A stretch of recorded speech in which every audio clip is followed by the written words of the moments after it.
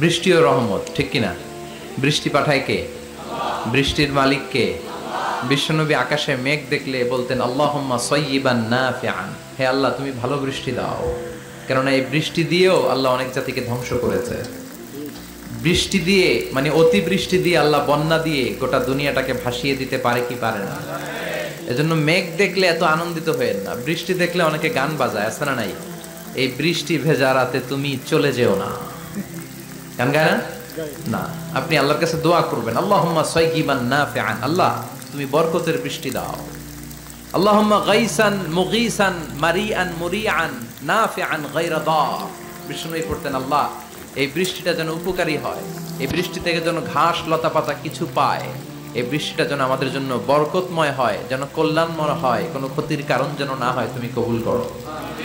আবার বেশি বৃষ্টি হলে বিষ্ণুনবী দোয়া করতেন আল্লাহুম্মা হাওয়ালাইনা ওয়ালা আলাইনা, আল্লাহ আমাদের এলাকায় আর বৃষ্টি দিও না, আমাদের চারিপাশে দাও। এই দোয়াগুলো পড়ার দরকার আছে না নাই?